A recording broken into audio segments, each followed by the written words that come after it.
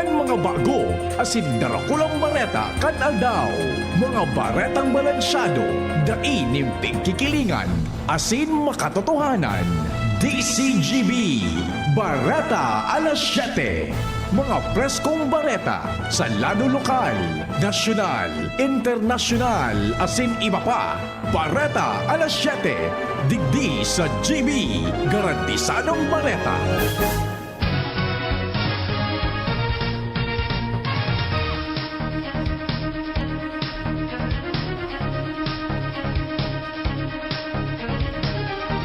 Maray na aga mga tugang uya po ang mga bareta ngunya no Webes.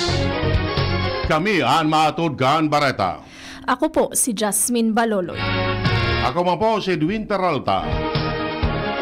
Enot sa headlines kan mga bareta. Sa lado lokal, pagpautob nin marahay na preparedness and monitoring status ipigor din ni Albay Acting Governor Glenda Ong Bungao bilang preparasyon sa bagyong Pipito. Biyahe kan gabos na bihikulo pasiring sa Visayas sin Mindanao dai natutugutan na maglaog sa Del Gallego Kamsur poon ngunya na aldaw. Estudyanteng inanod sa kakusugan kan pagrapado kan bagyong Christine nakuana kan mga otoridad sa sarong sapa sa Naga City. Sanggatos na estudyante sa Albay ipinairarom sa career guidance asin coaching. Sa lado nasyonal, mga pangenot na ahensya ng gobyerno sinugo na magpautob nin quick reaction scenario para sa pararaning bagyo. Dating Presidente Duterte hinagyat an International Criminal Court na rikasanan investigasyon asin ipakulong na siya kung mapatunayan na guilty. Malacanang dahil makontra kung gusto ni dating Presidente Duterte na magsuko sa International Criminal Court. Field test kan mga makina asin sistemang gagamiton sa midterm elections gigibuhon kan COMELEC. Sa ibang nasyon, Thailand, piglansar ang facial biometrics sa anom na aeropuerto. Baretang sports, 88 anyos na lolo sa Greece nag-iintrapa sa mga marathon. Detalles kan bareta. Enot sa lado lokal. Ang baretang ini hatod sa Indokan Mega One. Ang Mega One ay may 21 sangkap para matulungan ka sa iba't ibang karamdaman tulad ng diabetes, high blood, stroke, arthritis, kidney failure, cancer, viruses, at iba pa. Tumawag kay Doc Joey Bitito sa 0998-975-8121 or 0917-853-8933.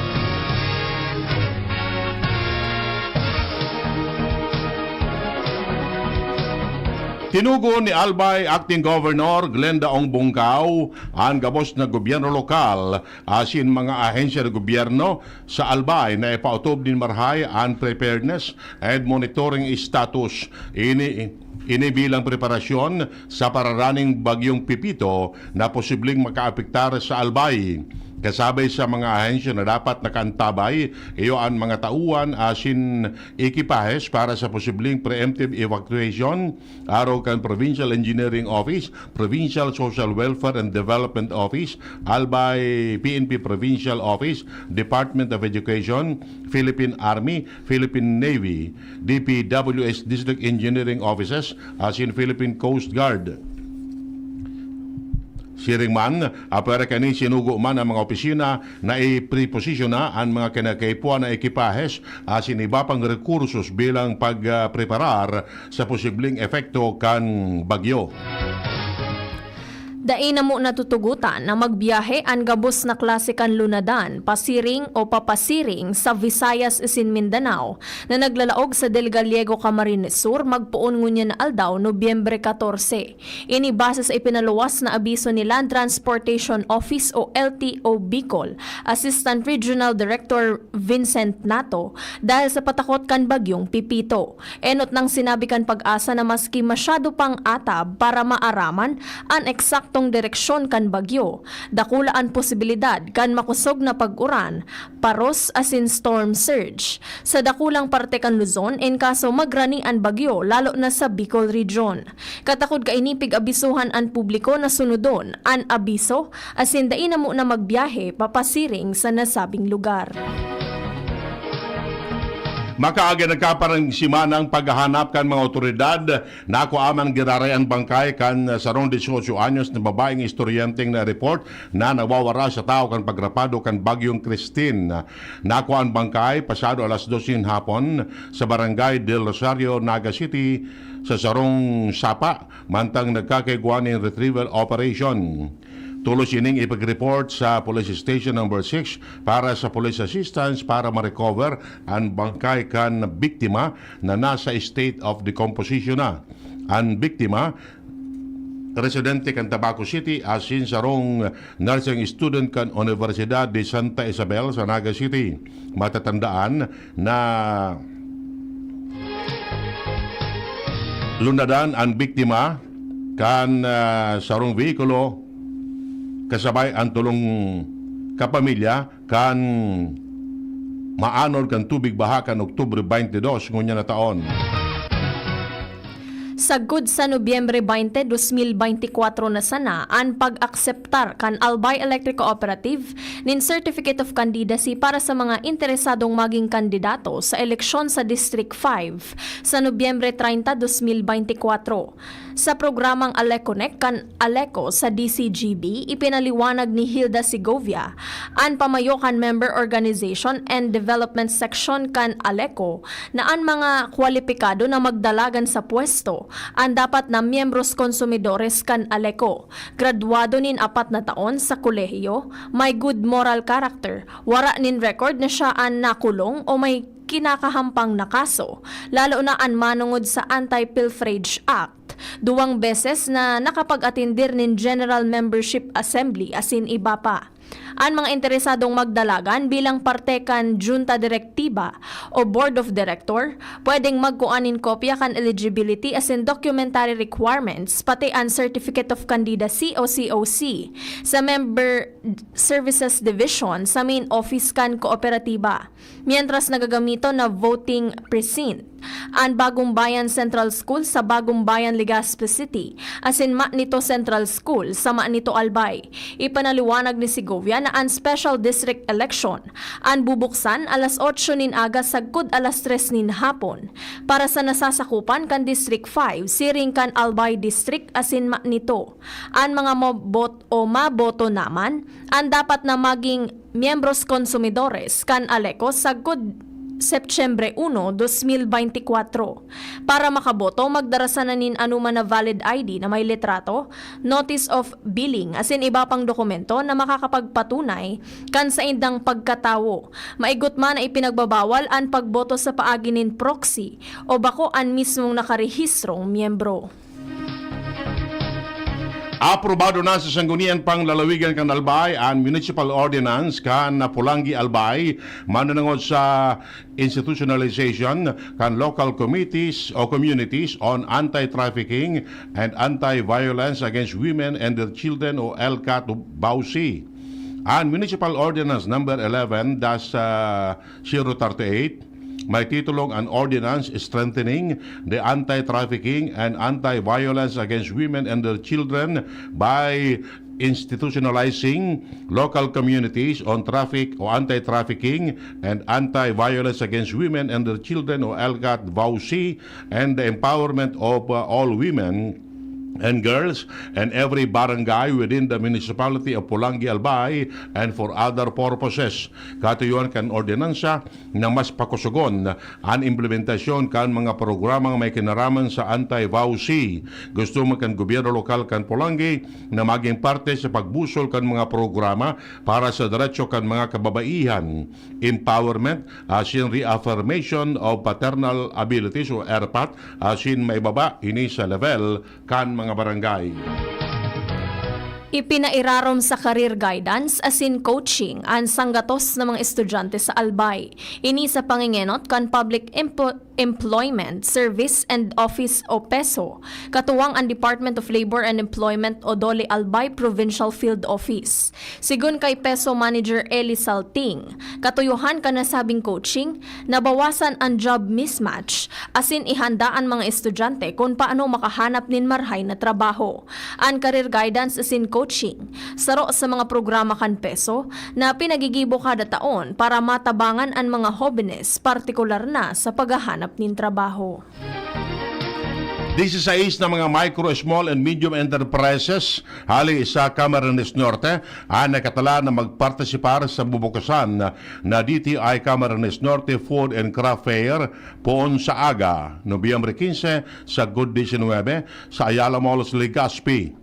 Sa pagkikipag-uron kay DTI Camarines Norte Provincial Director Christy Rivera, ibibida kan mga MSMEs ang mga food as in non-food products, araw kan mga handmade silver jewelries, mga coconut-based products, chocolate, as in iba pa. Sinabi ni Rivera na ini naman ang ika-6 na taon indang pigigibo ang aktibidad sa Legazpi City bilang pagsuportaman sa mga saradit na nagninegosyo sa nasabing probinsya.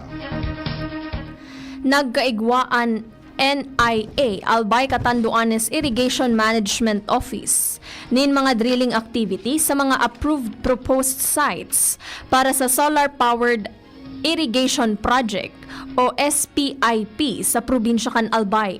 Sangunya, natapos na ang drilling activity sa nagkaparang lugar para sa solar-powered pumps. Kapag operational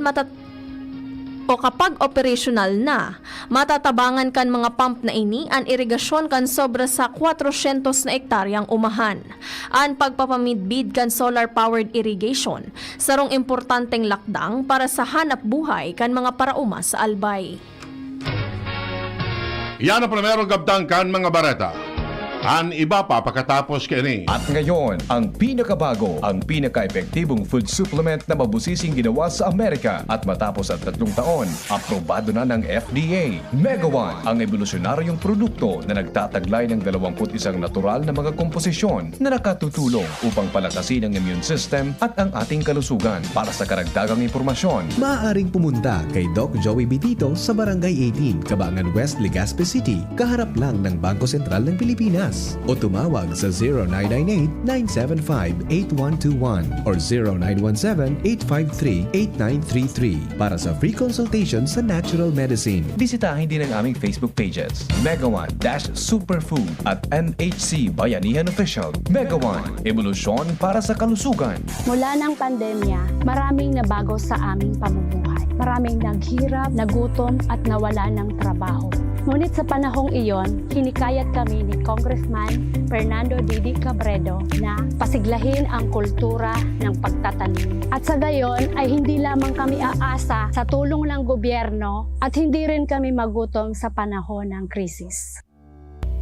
Ako po si Jennifer Umadto, solo parent, may 6 na anak. Sumali po ako sa proyektong Taranuman ni Congressman Didi Cabredo para po magkaroon po ako ng dagdag na income at magkaroon po ako ng produktibong libangan at masigurado ang sapat na supply ng pagkain sa aming lugar. Dahil sa pagsisikap namin, nabigyan kami ng garden tools, pananim, skill training, tulad ng bread making, para madagdagan ang aming kaalaman. At nabigyan din kami ng trabaho, mapagkakakitaan. Bilang member ng Women Planters, kami po ay mapalad na natutulungan sa pagpapagamot sa ospital, pambili ng gamot, pati na rin po burial assistance kung may namatayan sa pamilya. Nakatanggap rin ang aming mga anak ng educational assistance dahil hangad ni Kong Didi Cabredo na mapagtapos ang aming mga anak sa college para magkaroon sila ng magandang trabaho at kinabukasan.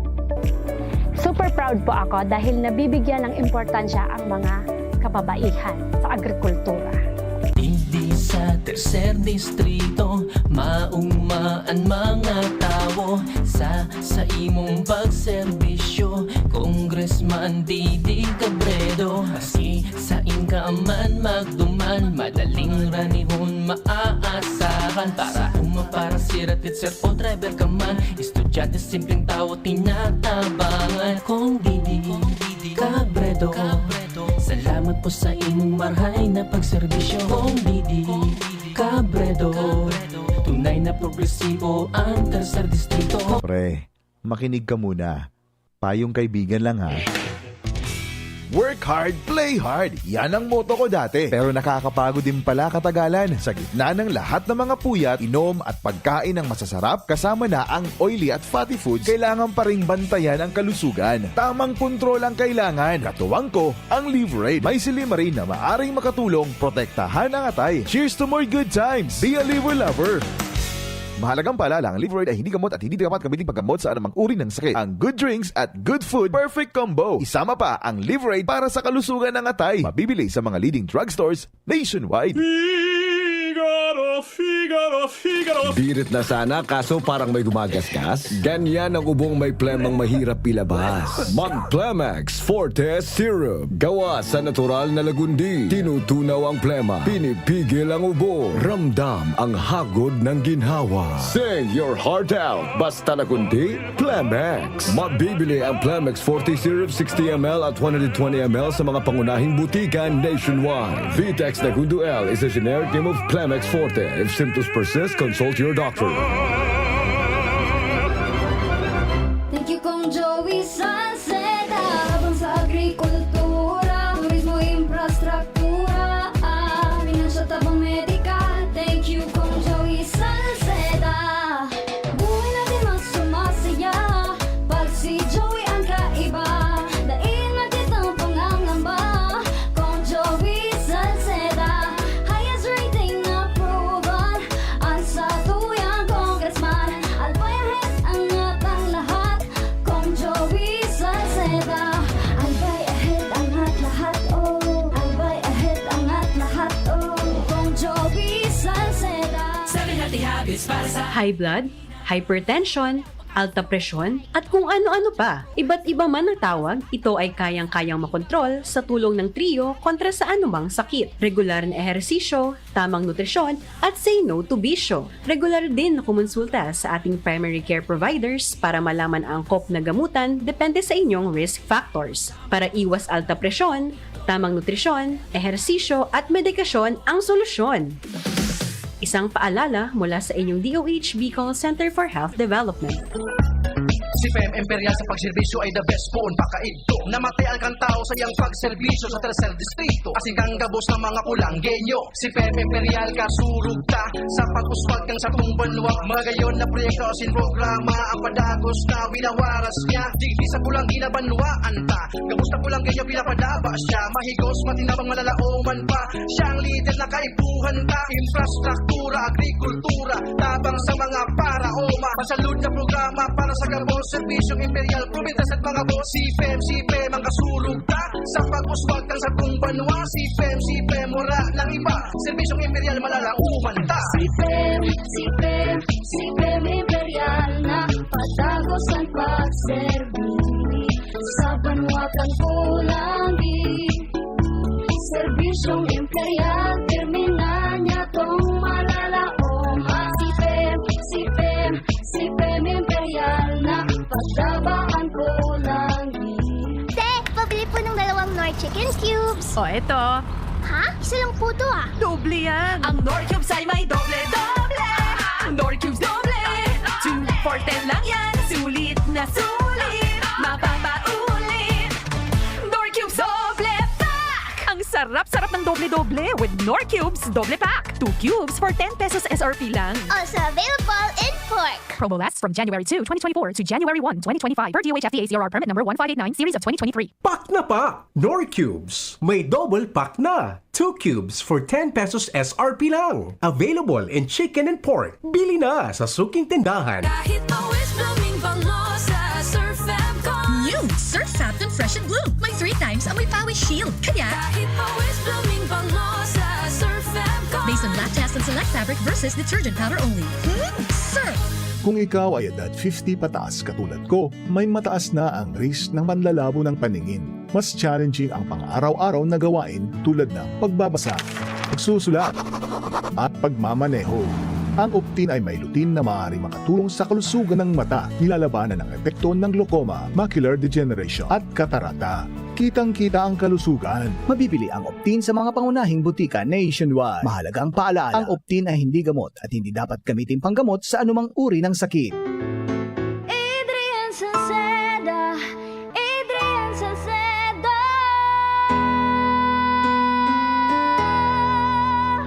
Padagos ang pagtabang niya sa sato padabata.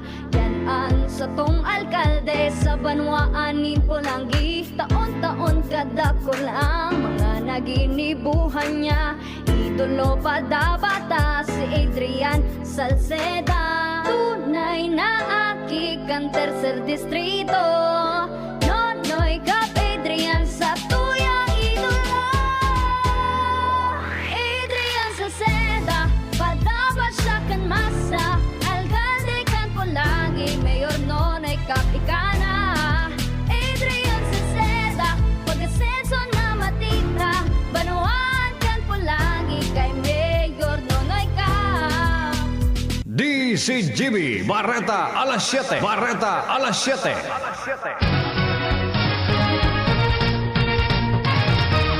Detalles kan Barata sa Lado Nacional. Gusto ni Presidente Bongbong Marcos na magpautob nin quick reaction scenario asin proactive na mga lakdang ang mga pagenot na ahensyang nagresponde sa kalamidad dahil sa nagadang-adang na naman na bagyo sa nasyon.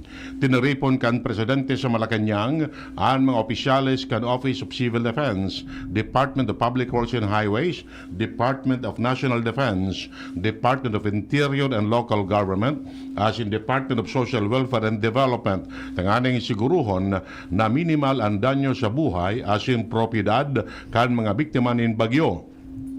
Sinugo ni Marcos ang nasabing mga ahensya na dapat makaugod sa leksyon sa bagyong Christine asin sagkod mapapwede maiwasan na may magbuwis nin buhay.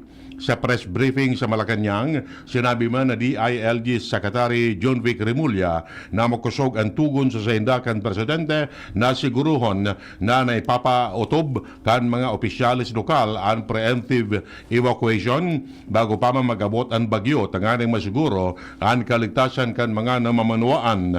Sigun kay Remulla, ang OCD kompesto kan DPWH, DILG, DND, DSWD asin iba pang ahensya ang natukahan para sa quick reaction scenario sa mga papaabot na bagyo. Matapos magrapado ang bagyong Nika, nagpapatakot na naman ang bagyong Ophel asin Pipito sa nasyon, kaya atab pa sana tinugo na ang mga gobernador asin alkalde sa nasyon na siguroon tulos ang kaligtasan kan sa indang nasasakupan na mga namamanuaan. Hinagyat ni dating Presidente Rodrigo Duterte ang International Criminal Court o ICC na rikasan ang investigasyon may kinaaraman sa reklamong crime against humanity kontra sa iya. Sa pagdangog kasaudma kan House Quad Committee, hinapot ni Gabriela Women's Party Representative Arlene Brosas kung handa si dating Presidente Duterte na makipagtabangan sa ICC. Bilang kasimbagan, sinabi ni dating Presidente Duterte na kung pwedeng unya na aldaw magdigdi sa Pilipinas ang mga representante kan ICC para mapadalian sa indang investigasyon. Sigon kay Duterte, kaipuhan maghidali ang ICC dahil baka magada na siya. Dai na siya maimbestigaran may kinaaraman sa pigsasabing extrajudicial killings o EJK na nangyari sa irarom kan ipinautob niyang war on drugs. Siniguro ni dating Presidente Duterte na kung mapapatunayan kan ICC na guilty siya sa aligasyon na crime against humanity, handa siyang malapa sa laog kan karsel. Mientras tanto, dai makontra, asin dai uulangon kan gobyerno kung gusto ni dating Presidente Rodrigo Duterte na magsuko o magpasakop sa jurisdiksyon kan International Criminal Court, may kinaraman sa isyu kan sayang war on drugs. Ini ang kasimbagan kan Malacanang sa ipinahayag kan dating Presidente sa sayang pagampang sa Quad Committee kan Kamara de Representantes na nakahanda ining magampang sa investigasyon kan ICC, asin dai ini natatakot Sinabi ng Executive Secretary Lucas Bersamin na papaunrahan kan gobyerno ang kagustuhan ni Duterte para ang pangunan ICC. Pero kung idudulo kan ICC sa Interpol ang proseso para sa pagpapaluwas ng red notice sa mga otoridad sa Pilipinas, sinabi ni Bersamin na obligado ang gobyerno na ikonsiderar asin irespeto ini. Sinabi niya na masunod ang gobyerno susug sa existing ley asin itao ang bilog na kooperasyon sa Interpol susug sa pagsusunod na protocol. Enot kani sa pag-atindir ni Duterte sa Quadcom kan Kamara de Representantes idinefensa kani ang sa iyang war on drugs asin tinawan ni doon na ginibo niya ini para sa iyang nasyon asin para sa mga jóvenes asin dahil siya nagahagad ng despensa mantang handang mapaduman sa impyerno. Gigibuhon kan Commission on Elections o COMELEC sa maabot na Sabado ang kainot-inoting field test kan mga makina asin sistemang gagamiton sa 2025 midterm elections. Ang field test ang mag-uugid sa kahandaan kan mga makina asin sistema sa mismong mga voting precinct bako sana sa Pilipinas pero pati naman sa ibang nasyon. Para sa field test sa Sabado, 34 voting precinct ang isasalang, 30 digdi ang hali sa man iba-ibang parte ka nasyon, mantang ang apat naman overseas. Kaibahan sa 30 ang Taguig, Pateros sa Manila o Pateros asin Manila sa NCR, Batanes asin Palawan sa Luzon, Antique sa Visayas, Davao del Sur sa Mindanao, asin Tawi-Tawi asin nagkapirang Special Geographic Area sa BARM. Para man sa overseas field test, kaibahan digdi ang New York sa Estados Unidos, Japan sa Asia Pacific, Athens, Greece sa Europe, asin Abu Dhabi sa UAE. Sa gigibuho na pag-uugid, mahihiling ang transmission o pagpapadara kan precinct asin canvas results, hali sa polling asin canvassing centers sa autorisadong servers. Sa laong sinanay sarong minuto, ipinasartulos kan Senado ang propestong 2025 budget kan Office of the President na nagkakadala ng 10.5 bilyones pesos. Inapruba ng tulos sa plenaryo kan Senado ang OP budget asin deng senador na nagkwestiyon dalan sa parliamentary courtesy na ipagtatao sa sarong co-equal branch kan gobyerno sa motion ni Senate Majority Leader Francis Tolentino matapos ang konsultasyon sa pamayok ang Committee on Finance, man si Minority Leader Coco Pimentel, ibinusul niya asin inadaptar sa konsiderasyon kan Senado ang pag-aprobar sa fundo kan Office of the President, mga ofisinang sakop kini asin Presidential Management Staff, dahil man nagkontra sa motion ni Tolentino. Ipinaluwas kan Malacanang ang listahan kan mga bagong appointee para sa man iba-ibang pwesto sa gobyerno, partikular na sa Public Attorney's Office, Department of Environment and Natural Resources, Department of Finance asin Department of Public Works and Highways.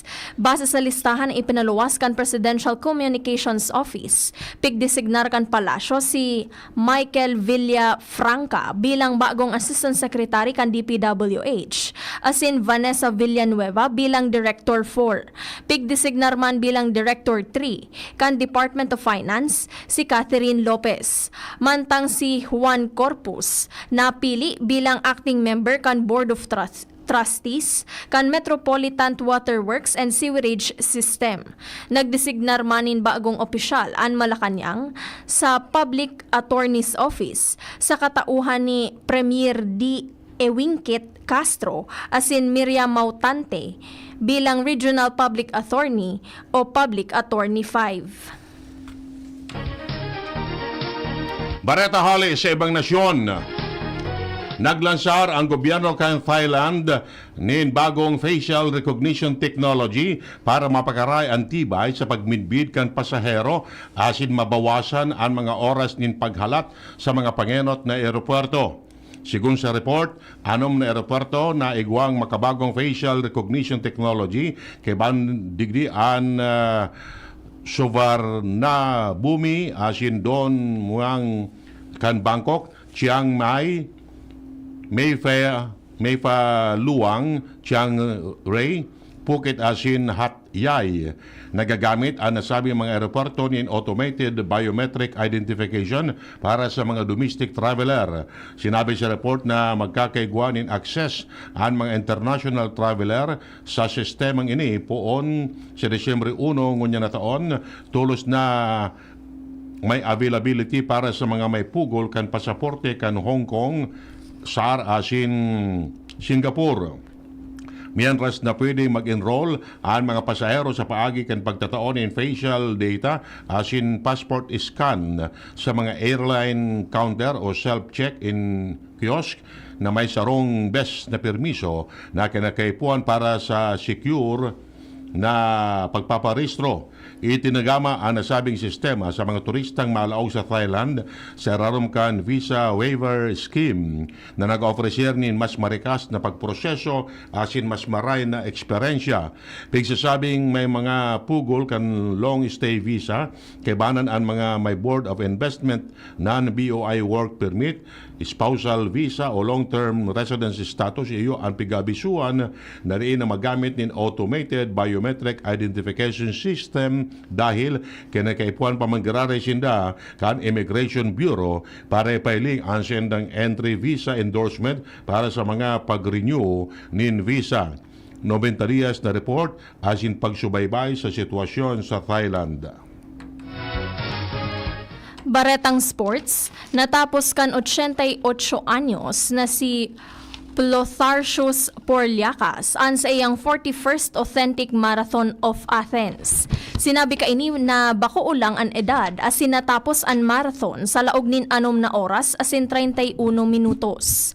Mas makaskas iningunyan nin 18 minutos kumpara ka nakaaging taon. Kaibahan niyang binati sa finish line an sa iyang mga aki asin mga apo. Nagpoon ining magpartisipar sa mga marathon sa edad na 73 anyos sa banwaan kan Kastoria, Northern Greece. Ininaan sa iyang ika-12 na pagkakataon na natapos niya ang marathon. Sa iyang pag-ensayo kada may marathon, nagdadalagan ininin 4 sagkod 5 kilometros kada aldaw o sagkod 20 kilometros naman sa weekends. Ultimo sa detalles kang baratan kamugtakan kan panahon. Nasa linya ang Pag-asa. Maray na aga po, bali sa magiging kamugtakan ng sa tuyang panahon, ganyang aldaw. Bali ang nakakaapekto pa rin sa atin sa ngunyan is itong si Typhoon Fel na nasa layong 235 kilometers east ng Etiage, Isabela. Bali itong si Ophel ay inaasahan natin na magdadala ng mapanganuro na palangitan na may kalat-kalat na pag-ulan at pagkilat at pagdaguldol dito sa Bicol Region.